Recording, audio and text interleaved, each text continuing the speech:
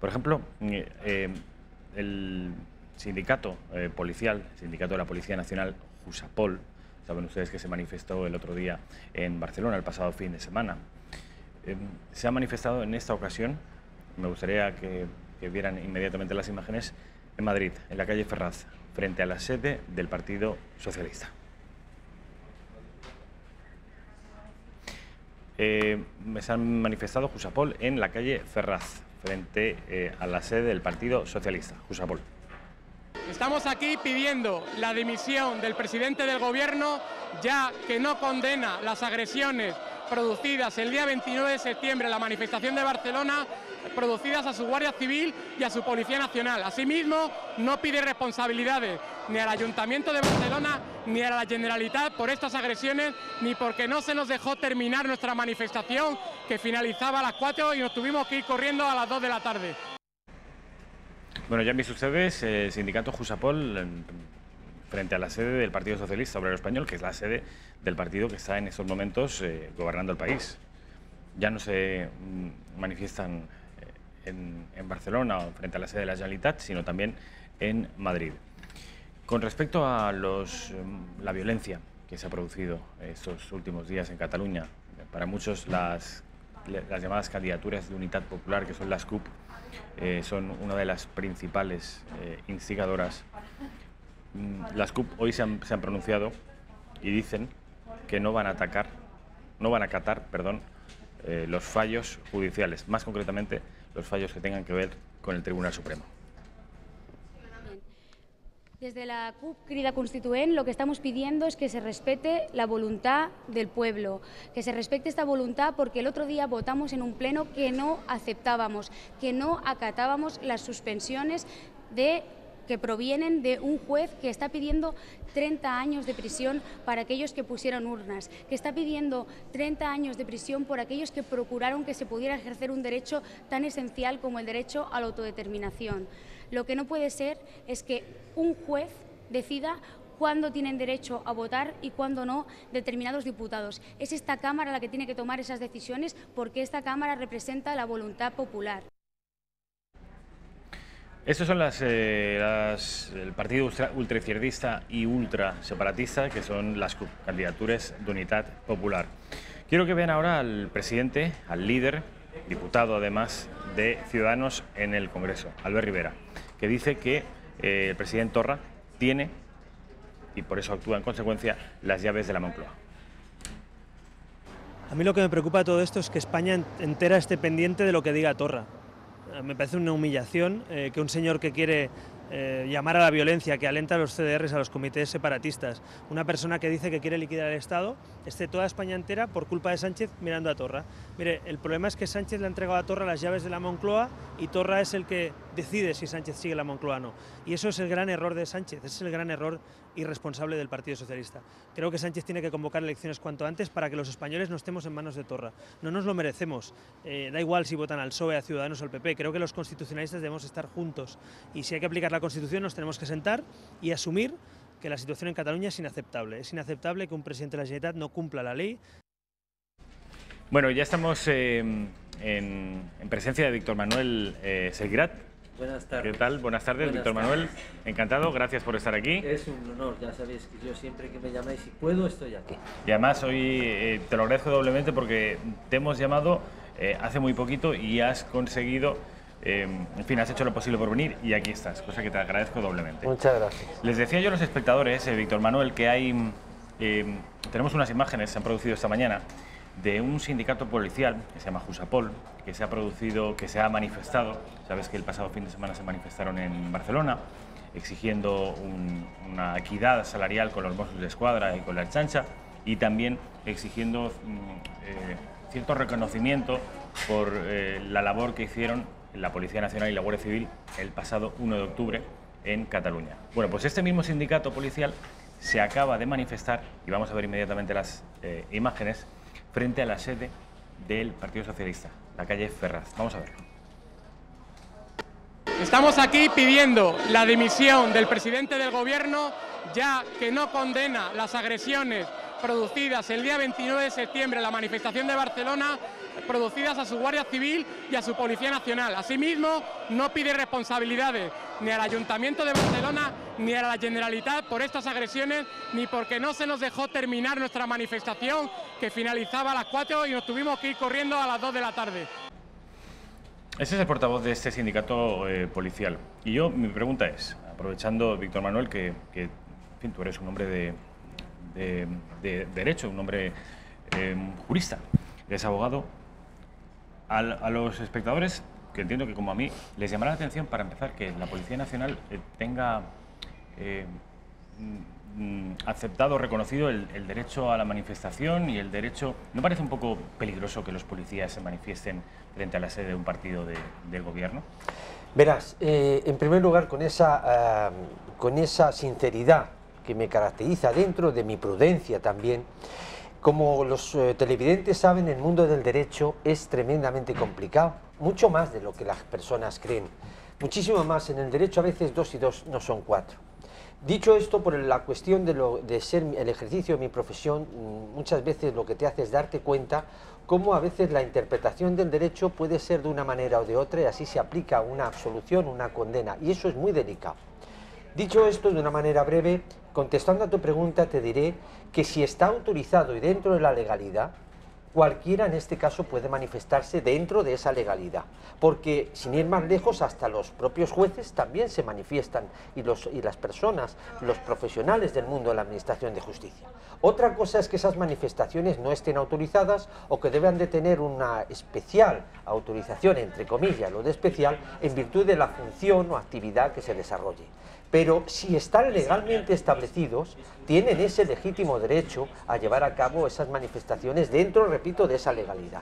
Por consiguiente, esa sorpresa, entre comillas, puede aparecer, pero por otro lado también existe ese legítimo derecho al respecto, como he comentado anteriormente. Por ejemplo, los militares, las fuerzas de seguridad del Estado y más concretamente el Ejército, ellos no tienen, pregunto, no tienen reconocido el derecho a manifestación ni a sindicación. Bien, la verdad es que, como tú sabes muy bien, yo cuantos más años tengo sé lo mucho que tengo que aprender, y no sé en estas cosas, no sé con exactitud cuál es ese régimen o esa normativa directa de estos profesionales que me has comentado y que son funcionarios del Estado.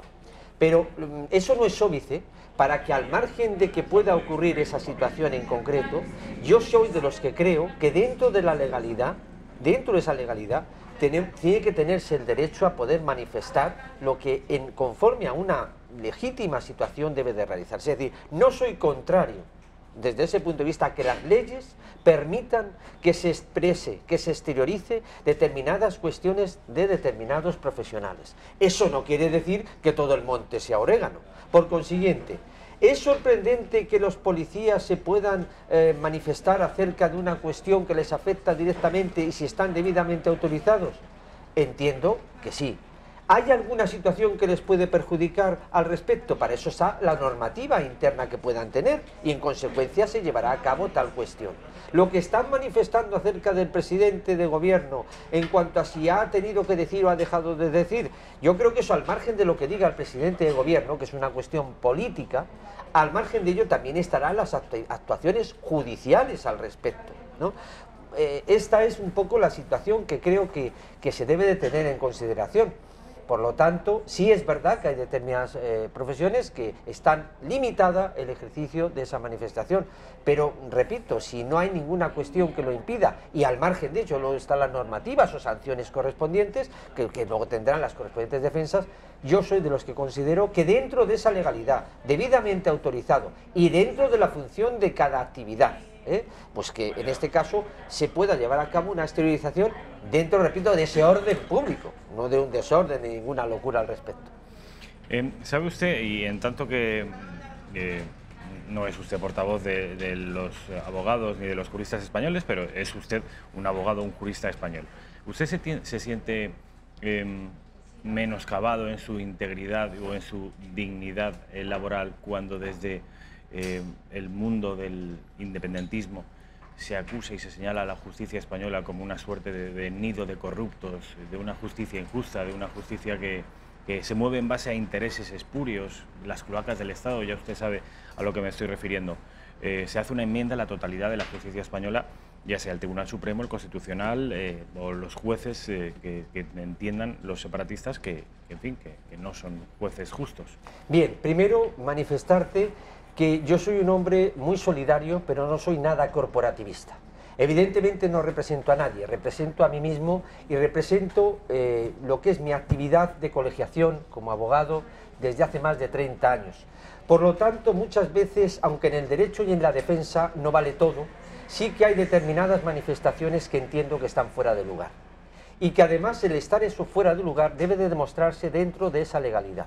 Es decir, el manifestar que la Administración de Justicia española está actuando con unos fines antijurídicos o contrarios a derecho, debe de demostrarse tal cuestión. Las palabras se las lleva el viento, lo que hay es que demostrarlo. La prueba es la reina fundamental de todo procedimiento. El que se diga que en este caso se menosprecie a la Administración de Justicia, yo considero que la Administración de Justicia española, si actúa adecuadamente, esas manifestaciones no tiene que darle ninguna importancia y resbalarle, desde el punto de vista de la estricta legalidad. Esto es como cuando algún profesional, si me permites, aunque las comparaciones sean odiosas, cuando cualquier otra actividad, pues cuando alguien está en contra porque se está actuando de algo que no va en beneficio de sus intereses, lo que hace es menospreciar, humillar, insultar. Es decir, cuando a veces no se tiene a lo mejor otra legítima defensa de actuación. Por lo tanto, creo que desde el punto de vista de la estricta legalidad, los profesionales tienen que ser profesionales. Y desde ese punto de vista, si se defiende fuera de unos límites, habrá que actuar conforme a derecho. Pero no hay que sentirse, es mi humilde opinión, menospreciado por unas manifestaciones que entiendo que son fuera de lugar, que no vienen al caso y que además un poco dicen lo que ciertamente cada uno es de lo que se dice o se expresa. Esta es una opinión al respecto. Esta opinión, que es mayoritaria, como digo, en el mundo independentista, entiendo que con el objeto de deslegitimar a los jueces que presumiblemente les juzgarán y les condenarán, ya sea por rebelión, ya sea por sedición, o ya sea por ninguna de las acusaciones que se les hace. Pero el caso es que esta sombra de duda intenta tejerse sobre los hombres y mujeres de la justicia española. Tanto es así que las CUP, que son este grupo radical independentista catalán, advierte ya que ellos, y de alguna manera siendo coherentes con ese relato según el cual la justicia española no es justa, ellos no acatarán las leyes que dicen españolas y en concreto no acatarán al Tribunal Supremo. Bien. Desde la CUP Crida Constituent lo que estamos pidiendo es que se respete la voluntad del pueblo, que se respete esta voluntad porque el otro día votamos en un pleno que no aceptábamos, que no acatábamos las suspensiones que provienen de un juez que está pidiendo 30 años de prisión para aquellos que pusieron urnas, que está pidiendo 30 años de prisión por aquellos que procuraron que se pudiera ejercer un derecho tan esencial como el derecho a la autodeterminación. Lo que no puede ser es que un juez decida cuándo tienen derecho a votar y cuándo no determinados diputados. Es esta Cámara la que tiene que tomar esas decisiones porque esta Cámara representa la voluntad popular. ¿Qué le parece, señor? Me parece que en este caso no se puede politizar el derecho, ni tampoco la justicia puede politizar la propia actividad de la justicia. El hecho de acatar una sentencia, si no se acata la misma cuando la sentencia es firme y definitiva, desde el punto de vista de que no haya posibilidad de más recursos, se estaría actuando contrario a derecho y podría, entre otras cuestiones, sería desobediencias a mandatos judiciales, etcétera, incumplimiento de una sentencia. Pero la política, que es lo que yo me deduzco de las palabras de esta persona que acabamos de escuchar, no puede compaginarse con el mundo de la actividad judicial.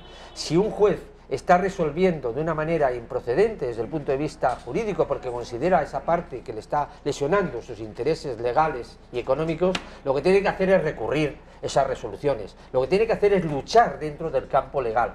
Las palabras desde el punto de vista político, pues evidentemente no tienen nada que ver con una actividad de la Administración de Justicia. Ahora, que a veces puede haber determinados juicios paralelos, pues eso es lo que hay que evitar, que influyan en ninguna cuestión, que es lo que para eso está la independencia judicial, que en este caso influya en tal cuestión. Otra cosa es que me preguntaras si qué opino acerca de la prisión preventiva, no solo de este caso, sino en otros, aunque en este caso en concreto. Pero contestando la opinión referente a lo que acabo de escuchar de esta persona, ratificarme en que cuando hay una sentencia que considera que es contraria, hay que recurrirla y cuando es firme hay que acatarla, pero dentro de la legalidad. Y no se puede politizar la justicia. Aprovecho, Víctor Manuel, para preguntarte por esto que acabas de poner, este asunto que acabas de poner encima de la mesa y que lleva siendo discutido desde hace algunas semanas, sobre todo por miembros del Gobierno. La prisión preventiva. La delegada del Gobierno, Teresa Cunillera, Miquel Iceta, que es el portavoz del PSC en Cataluña, e incluso la vicepresidenta del Gobierno, Carmen Calvo, hablan de que la prisión preventiva está durando ya demasiado tiempo. Incluso algunos de los miembros del Gobierno sugieren que no ha lugar a esa prisión preventiva. Sin embargo, vemos cómo los que no han sido metidos en prisión se han fugado. Cuéntenos cuál es su punto de vista sobre este caso de prisión preventiva concreto, el caso de los separatistas, y en realidad el concepto de prisión preventiva en general. La prisión preventiva se realiza porque haya, en este caso, distintas cuestiones que afecten, como son la reiteración en el delito, el riesgo de fuga o que desaparezcan pruebas. Diríamos que esos son los requisitos fundamentales para que se dicte una prisión preventiva, a los efectos de que además se tenga en consideración tal situación. En la actualidad nadie, con todo el respeto, nadie puede meterse, ni debe de meterse en lo que sea la independencia judicial. Otra cosa son manifestaciones que puedan realizarse por parte de determinados personajes políticos y que están en su derecho de hacerlo, pero al final es el juez o el tribunal el que tiene que resolver al respecto.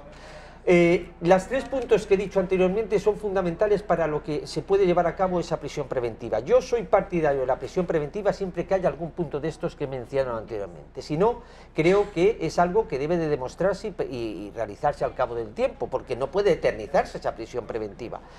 En consecuencia, a la vista de lo que estamos actuando en la actualidad, para la redundancia, pues la prisión preventiva depende de los autos que estén resolviendo, de los fundamentos de derecho en cuanto a lo que son estas personas del mundo catalán. Por consiguiente, si esos tres puntos los jueces consideran, es decir, el riesgo de fuga, destrucción de pruebas y que hay reiteración, que puede haber reiteración en los hechos presuntamente delictivos, es cuando entonces permanece esa prisión preventiva. Y entonces usted ve coherente en fin, la propuesta de Llarena de que se mantengan del juez Llarena, que se mantengan estos señores en prisión preventiva. Cuando entiendo, pues hay un debate público sobre el asunto. Y usted... cuando el juez ha estimado, y ahí tiene que fundamentar, es decir, los jueces están obligados a cumplir la ley como todos nosotros, como todo el mundo dentro de esta legalidad. Entonces, los jueces tienen que fundamentar las resoluciones judiciales. Y en esa fundamentación tiene que establecer el porqué, la continuación de la prisión preventiva, que además luego puede ser recurrible y ya, en este caso, puede el Tribunal Supremo incluso llevar a cabo lo que es, en algunos casos, en este en concreto, la ratificación o la desestimación o la modificación o revocación de esa resolución judicial. Por lo tanto, debe de fundamentarse. Si no está fundamentada al respecto, entonces se puede recurrir. No quiero que confundamos lo que es el tema político con el tema jurídico, que en este caso muchas veces ocurre. Si el juez considera que esto está ocurriendo, tú acabas de decir algo en concreto, has dicho, cuando hay unas situaciones de los que están sometidos, en este caso de independentismo, se fugan, no están aquí. Bueno, pues a lo mejor el juez tiene esa precaución al respecto. ¿Esto ha podido perjudicar a los encarcelados? Es decir... Yo entiendo que está confirmando la sospecha del juez. Sí, oiga, lo que pasa es que no hay que confundir una persona con otra. Es cierto que puede ocurrir que pueda perjudicarlos, ¿no? Pero también es más cierto que una cosa es Pepe y otra cosa es Juan, dicho sea en un lenguaje coloquial, un lenguaje entendible. Cada procesado tiene sus características, no se puede condenar o perjudicar a un procesado porque otro procesado haga otra cosa. Eso, en mi opinión, sería totalmente, con todo el respeto, algo que no sería justificable legalmente hablando. Por lo tanto, esto es lo que desde el punto de vista hay que tener en cuenta, no compaginar, no confundir la política con el derecho. Ahora bien, los políticos están considerando, y jurídicamente hablando, ya estamos viendo como hay resoluciones en un país como Bélgica que están yendo en contra de determinadas cuestiones que se resuelven en España. Entonces, ¿qué sucede? La prisión preventiva para este asunto puede ser la solución desde el punto de vista político Evidentemente que no, pero ahora, quien esté llevando a cabo esta situación, si el juez considera que van a reiterar o van a destruir pruebas o hay una posibilidad en este caso de que desaparezcan, entonces está claro que el juez considera que debe de realizarlo así. De lo contrario, pues como he dicho anteriormente, se recurre y será el Tribunal Superior que diga no al lugar a lo que el juez ha dicho, o se modifica o se mantiene lo que el juez ha dicho. Pero no politizarlo, porque por mucho que se politice las cuestiones, yo entiendo que ahí sí que es fundamental la división de poderes en cualquier Estado de Derecho, porque si no, sería penoso. Sin embargo, usted está viendo como miembros del Gobierno, incluso miembros de una jerarquía tan elevada como la vicepresidenta del Gobierno, de alguna manera están presionando al Poder Judicial para... Yo entiendo que desde el punto de vista de mi humilde opinión, no pueden ni deben el Gobierno presionar a lo que es otro poder, como es la independencia además del Poder Judicial. Entiendo que otra cosa sean sus propias manifestaciones desde el ámbito político, porque yo en otros programas que he tenido el honor de colaborar con vosotros, he manifestado ese pensamiento de que posiblemente este asunto termine en el Tribunal de Estrasburgo, es decir, en Europa. Tal vez por la situación de que lo que les interesa a los que están procesados es politizar su situación jurídica, y eso es lo que ciertamente habrá que tener en cuenta. Escuchamos muchas veces que se habla de que con estos temas de prisiones preventivas no se solucionan estas cuestiones, pero claro, los jueces, sin que en esto suponga ningún tipo de peloteo hacia los jueces, sino pensando desde el punto de vista de la objetividad legal, pues yo soy de las personas que creo que las sentencias hay que respetarlas y acatarlas, pero también hay que recurrirlas cuando son contrarias a derecho. Es decir, los jueces no son perfectos en sus resoluciones y por lo tanto para eso están las posibilidades de recurrir. Pero en esta situación lo que se pretende, y otra de las defensas, yo creo, que se está llevando a cabo en este tema, es defenderse con la antorcha política. Y además la antorcha jurídica se está complementando. Entonces no debe de utilizarse, en mi opinión, no debe de presionarse, y no se va a presionar para nada la independencia judicial, porque precisamente tiene esa independencia, si no, como he dicho antes, no sería ajustada a derecho. Decía la señorita Sirvent, que era esta portavoz de las CUP, apelaba al derecho básico e inalienable de autodeterminación. Usted es jurista, ¿qué opinión tiene al respecto? ¿Es cierto que existe ese derecho y Cataluña como comunidad política, si es que lo fuere, estaría asistida por él? Bien, desde mi punto de vista, desde el punto de vista jurídico de otros profesionales o de otras personas, porque antes que profesional es persona, eso en la actualidad, con la Constitución española que tenemos, entiendo que no sería ajustado a derecho, ese independentismo. Es decir, habría que hacer una modificación de la Constitución para llevarlo a cabo. Y esto es algo que es lo que hay que tener en consideración. Se puede decir todo lo que se quiera, se puede luchar, pero dentro de esa legalidad, no por la fuerza. No llevando a una situación de presión, no manifestando constantemente que lo que se diga al Estado español no es algo que se va a tener en cuenta, es algo que se va contra Cataluña, ¿no? Lo que hay es que luchar dentro de esa legalidad, y dentro de esa legalidad, en la actualidad, el independentismo, que en este caso se pretende por Cataluña, nada más hay que leer la Constitución española, pero leerla tranquilamente.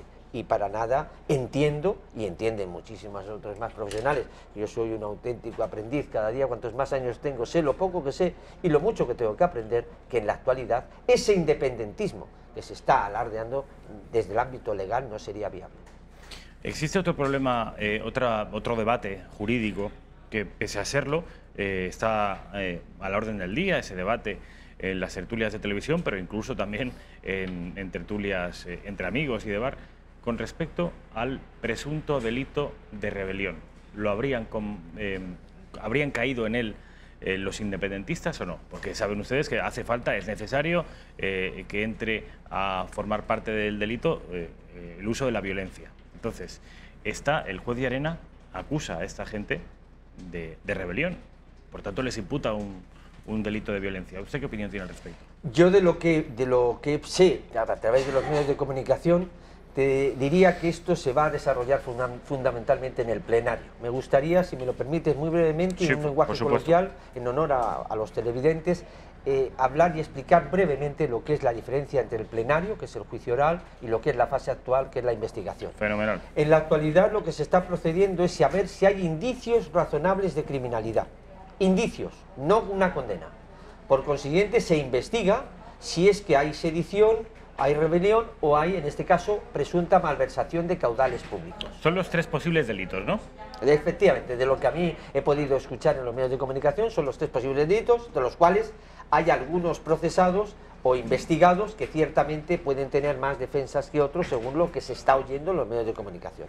Pero desde ese punto de vista, en este caso son esos 3 las posibilidades que hay. Ahora, es muy difícil, lo que estábamos comentando del tema de la imputación, que en esa fase de investigación, que es lo que se pretende muchas veces, es hablar de condena. Hay que tener la presunción de inocencia. Y en esa investigación hay determinados indicios que también interviene la Fiscalía para dar su informe al respecto, en donde se ve la posibilidad de esa asistencia que luego se va a desarrollar en un proceso que es el juicio oral, en donde ahí, que es el plenario, lo que he comentado anteriormente, es decir, primera fase, investigación, ¿Que es en la que estamos? que es en la que estamos, para ver si hay indicios de criminalidad, evidentemente con indicios de prueba, con práctica de diligencias, que se unen luego a todas las actuaciones para que se proceda por otro tribunal, por otros jueces, no por el que ha investigado, que eso también es importante por la seguridad jurídica, para el juicio oral, que ahí es donde se condena o se absuelve a los procesados, a los investigados. Por lo tanto, eso no quiere decir, cuando alguien está en un proceso de investigación, no quiere decir que ya está condenado, no, está investigado, pero prevalece la presunción de inocencia. Lo que pasa es que se puede decir, bueno, ¿y cómo es que algunos están en la cárcel? Por lo que hemos comentado anteriormente, de la prisión preventiva, por esos indicios, esos 3 puntos o elementos que establece la ley para que haya lugar. Pero entonces, o no haya lugar. ¿el juez ya los ha juzgado previamente? No. Si los ha metido en la cárcel. Pero los mete en la cárcel como prisión preventiva en virtud de esos requisitos en cuanto a lo que son riesgo de fuga, de que desaparezcan pruebas o que en este caso exista la viabilidad de que puedan reiterar en el delito. Eso además es una prisión preventiva. Luego, en cualquier momento que se establezca cualquier otra resolución, pueden salir de esa prisión preventiva. Si luego los condenaran a X años de cárcel, ¿se les restaría el tiempo que ya lo ha...? Se les restaría ese tiempo que lleva de prisión. ¿Y si no se les condena? ¿Se les...? Pues si no se les condena, ellos podrían perfectamente instar, otra cosa es que se les diera o no la razón, actuaciones para responsabilidad económicas de indemnizaciones al Estado, evidentemente. Otra cosa es que lo estimaran o no se estimara tal cuestión. Víctor Manuel, hablabas de 3 posibles delitos que habrían cometido, según los medios de comunicación, o los que están, por los que están siendo investigados los independentistas que, y esto es una opinión personal mía, ejecutaron un golpe a la democracia el pasado 1 de octubre. Siguiendo con esta labor pedagógica que está haciendo, ¿cuáles son estos 3 posibles delitos y en qué consistiría cada uno? Pues no es el lenguaje coloquial y de una manera orientativa y no limitativa. Lo primero sería con utilización de la violencia, evidentemente. Que sería rebelión. Rebelión. La sedición sería con incitar también a esa situación muy similar, pero con más gravedad en cuanto a son similares los delitos. Y luego la malversación de caudales públicos, que eso es algo que es que utilizar dinero, para que nos entendamos, de fondos públicos, de fondos de las comunidades autónomas o de cualquier otro estamento público. Esos serían los 3 posibles delitos que se están investigando en este momento. Hay algunos procesados que parece ser que están en más posibilidades de la rebelión o de la sedición, que es lo que fundamentalmente yo creo que tienen más defensa al respecto. Que tienen más posibilidades de defenderse, se refiere usted. Entiendo de lo que he podido escuchar en los medios de comunicación. Y luego está el tema de malversación de caudales públicos, que yo creo que la Administración de Justicia está investigando y debe de investigar, puesto que hay muchas cuestiones que ciertamente habrá que saber de dónde provienen ese origen de esos dineros, como son fianzas, como son estancias fuera de España, etcétera, etcétera. Víctor Manuel, sabemos perfectamente que eres ajeno a ese juicio, que no estás, en fin, no conoces al dedillo ni con superficialidad el proceso de investigación.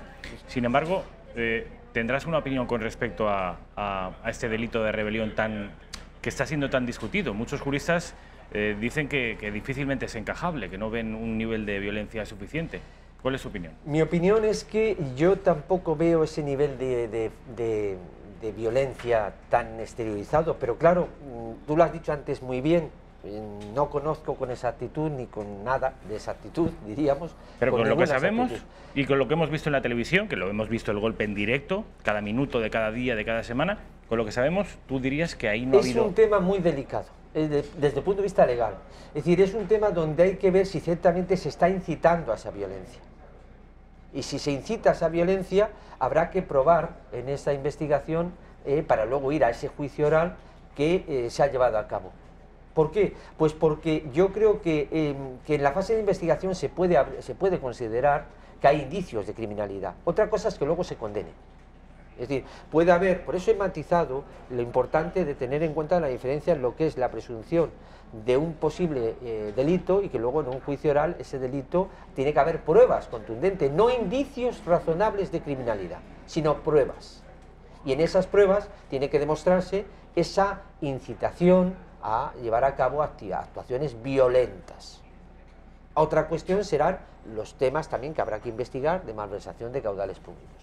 Todo lo demás que se diga al respecto, si me permites un poco, con todo mi respeto lo digo, son, pues eso, elucubrar y conjeturas. Porque lo que hay que ver es que ese proceso judicial de investigación se abra, si es que se considera que hay ya indicios de criminalidad, para ir al juicio oral, las bases, las prácticas de diligencias y las pruebas para que se lleven a cabo en ese juicio oral. Víctor Manuel, lo que es seguro, parece, incluso tú mismo decías que, a juzgar por la información que ahora mismo nos llega, parece difícil que se les pueda imputar un delito de rebelión. Si me permites, parece más defendible. Es decir, si me permites, perdona... Tienen más herramientas para la defensa. Yo entiendo, de lo poco que sé, que es prácticamente nada, pero de lo que he escuchado en los medios de comunicación, creo que puede haber más base de defensa en todo, es decir, en el mundo del derecho de defensa puede haber de todo. Otra cosa es que luego te den la razón, evidentemente. Claro. Pero creo que puede haber más instrumentación jurídica, siguiendo esa expresión muy adecuada tuya, en esa investigación y luego en el juicio oral, para defender para algunos de los procesados, esa incitación a la violencia. Y una última pregunta, porque sé, Víctor Manuel... Tenemos la penúltima, ya otro día tendremos más. Sí, bueno, sí, desde luego, la penúltima, pero es que creo que te tienes que marchar. Entonces, una última pregunta. Quiero aprovecharme de ti 2 minutos más, que tiene que ver con, hacías antes además referencia al Tribunal de Estrasburgo, es decir, a un tribunal ajeno a la soberanía nacional, ajeno a nuestro país. Como jurista español, ¿qué opinión tienes de lo que está ocurriendo con respecto a esta batalla legal entre España y Bélgica, que parece que, claro, los que somos legos en derecho pensamos, el Estado está debiendo hacerlo todo mal, porque es que no conseguimos la extradición de ninguno? ¿O es que en realidad los belgas se basan en una serie de prejuicios contra nosotros y es por eso que no... En fin, cuéntanos tu opinión. Mi opinión objetiva, y dentro de lo que es la poca información al respecto, pero mi opinión es que el derecho de Bélgica no es igual que el derecho español, y en consecuencia no es lo mismo para la normativa, las leyes belgas, un determinado delito de sedición, que a lo mejor, tal vez en Bélgica no existe. Estoy diciendo un lenguaje, repito, entendible para los televidentes. Por lo tanto, no es que Bélgica en este caso esté contrayendo lo que es los tribunales españoles, que algunos lo dirán, sino que es que su opinión es que en Bélgica no puede llevarse a cabo porque el derecho no lo permite, el derecho belga. Otra cosa es en este caso lo que yo he comentado, que es el Tribunal de Estrasburgo. El Tribunal de Estrasburgo es cuando en este caso hay una situación que lo resuelve un tribunal que no es el donde están los procesados o donde está en este caso el Tribunal español. ¿Tenemos que aceptar la resolución de ese tribunal? En este caso, si hay un convenio, sí, si no, no habría por qué. ¿Y lo hay? En esta situación puede ser que habría que aceptarla. Pero no hablo de los belgas, del tribunal belga. Estoy hablando del tribunal de Estrasburgo, porque aquí lo que se está utilizando dentro de la legalidad, muchos son los derechos fundamentales.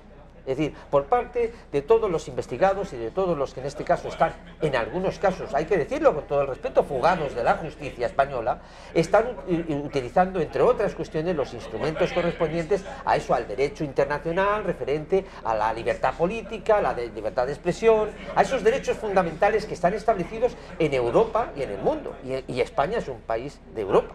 Y en consecuencia están instrumentalizando legalmente esta situación. Pero, repito, el derecho belga es algo que es distinto al derecho español. Lo que pasa es que no puede un Estado meterse en las diligencias, en las actuaciones de otro Estado, pero sí resolver al respecto lo que a él le afecta. Por eso muchas veces la habilidad que se ha tenido por parte de determinados políticos de acudir a un lugar o a otro de Europa, por las normativas existentes. Víctor Manuel Seligrat, decía antes que era la penúltima pregunta. La última viene ahora. ¿Te puedo preguntar por el apellido de Seligrat? ¿Es español? Es español. Vamos a ver, mi apellido es, según la información que tengo, tampoco puedo saberlo con exactitud porque soy mayor, pero no conozco desde todo el origen. Yo creo que mi apellido era Seligrateri, y al ir pasando con el tiempo, pues la determinación Eri desaparece y entonces quedó Seligrat. Puede haber algún origen o alguna cuestión italiana por mi nombre también, de Víctor Manuel, y por razones pues tal vez de lo que he podido escuchar en la familia, pero vamos, yo soy español, me siento muy español, soy orgulloso de ser español y si me permite la expresión, viva España. Viva España. Víctor Manuel, ha sido un placer. Como a partir de ahora, si tienes a bien, te llamaremos, procuraremos llamarte con un poquito más de antelación. Eso sí os lo ruego. Que a pesar de que te hemos llamado con muy poquito, hoy has estado aquí. Mil gracias. Gracias a vosotros. Nos volveremos a ver, si Dios quiere. Muchas gracias. Publicidad y enseguida estamos de nuevo con ustedes.